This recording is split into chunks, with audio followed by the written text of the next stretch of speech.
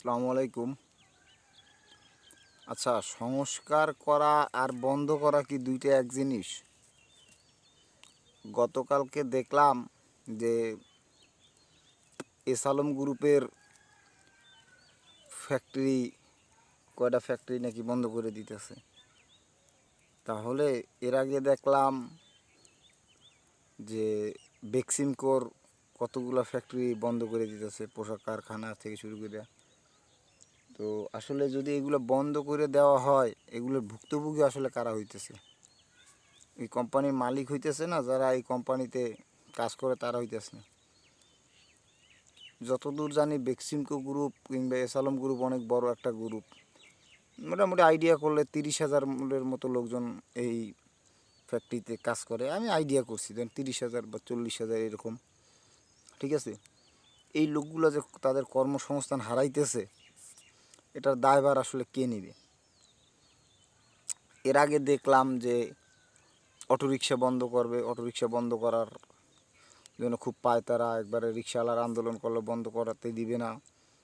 ঠিক আছে, আসলে অটোরিকশা যদি বন্ধ করতো, তো অটোরিকশা মোটামুটি আমি যতদূর আইডিয়া করি যে সারা বাংলাদেশে অটোরিকশায় বা ব্যাটারি চালিত ইজি বাইক যা আছে, মোটামুটি সারা বাংলাদেশে কম হইলেও 5 লক্ষ লোক আছে যারা অটোরিকশা চালায়।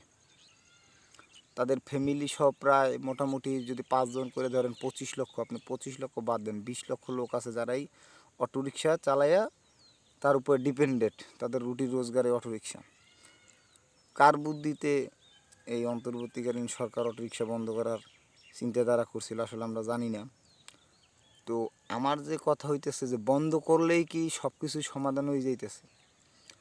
সংস্কার আর বন্ধ করা কি দুইটা একই জিনিস নাকি? এই লোকগুলার যে আয় বা আয়ের যে সোর্স, এইটা যদি বন্ধ হয়ে যায় তাহলে এই লোকগুলার কী অবস্থা হবে?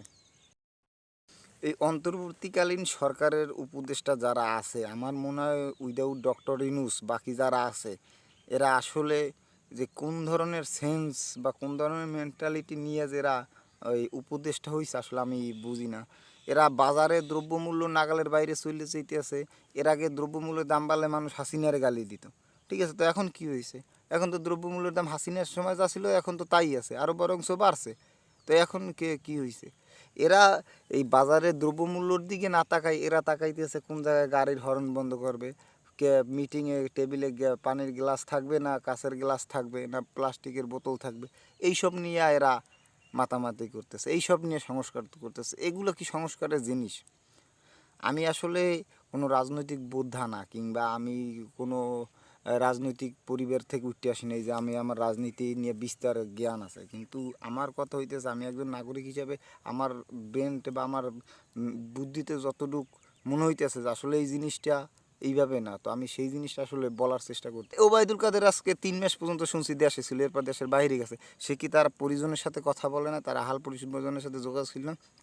তারা কেন ধরতে পারলো না? এই গোয়েন্দা সংস্থা এত কিছু বাংলাদেশে, একবার মোবাইল ট্র্যাকিং করে ফেলায়, এই করে সেই করে, হ্যাঁ, মোবাইল আড়ি পাতে এই করে সেই করে, ওবায়দুল কাদের ধরতে পারলো না। কারণ হচ্ছে এই রাজনীতি ব্যাপারটা আসলে এমন একটা ব্যাপারের পর্যায়ে চলে গেছে যে রাজা রাজায় ঠিকই থাকে, প্রজারা মাঝখান দিয়ে মারা খায়। এটা হচ্ছে একেবারে অথেন্টিক কথা।